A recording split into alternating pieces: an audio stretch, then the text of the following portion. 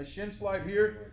I want to control my foot inside, my knee outside, control his body. As I back step, I bicycle down, then I go to side control. Once I get here, I cross face. Here, I bicep control here. So this is forearm on his bicep, this is on his face. He should never be comfortable. Bottom guy should always be in discomfort, right? So I have my side control and catch wrestling, we stay live toes. My knees are always off the floor.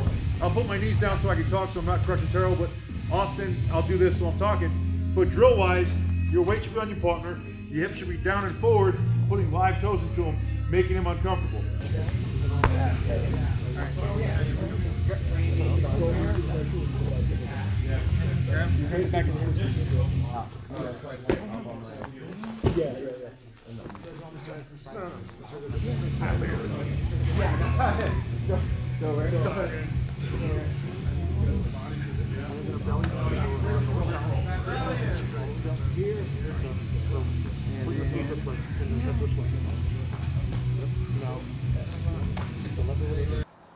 All right, so first day catch camp in the books.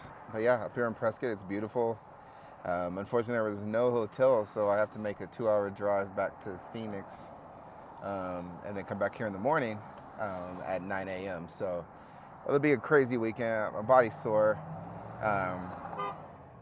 but sometimes you wonder, like, why do people do this, right? Why do grown men pay good money to roll around with other grown men? And I think the answer is pretty simple in that, you know, like, you just really don't know, probably windy, you really don't really know what your physical capabilities are until you kind of put them through a test. It's no different than people who run marathons or power lift or do yoga or Pilates or whatever the case may be. And so for me, it's grappling, it's catch wrestling, it's jiu-jitsu, it's just kind of going through life trying to not be content and not to feel like, not to have doubts as to what I'm capable of doing, right?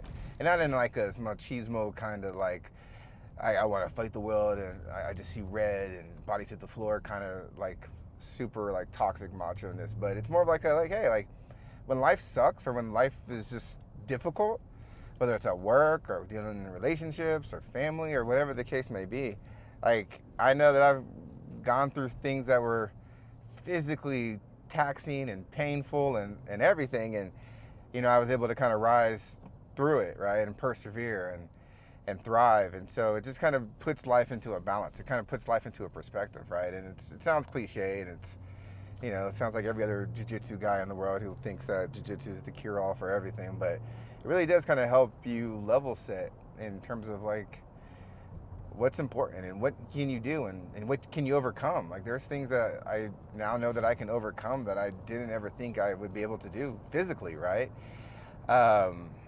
Especially as a old man with kids, you know, but here I am, and I think I can hold myself pretty well. So it's really just going until the wheels fall off. You know, I think that if you aren't moving, if you're not growing, if you're not trying to expand anything, right, you're not growing physically, mentally, or spiritually, then you're doomed to slowly wither away. And I don't want that to be the case for me. I've seen too many people my age who've just kind of like given up on any kind of dreams or aspirations because they feel like life has passed them by, and I refuse to believe that. So hence the reason why I'm starting to vlog now. You know, new year, new things. I'm trying to get out of my comfort zone and kind of grow creativity. You know, I'm trying to grow creatively. Sorry, like all the chokes and locks have got the oxygen to my brain is depleted. So forgive me if I sound like I'm a little punch drunk. But yeah, that's the reason why I do it. And I'm headed back home to see my wife and relax, take some ibuprofen and ice bath and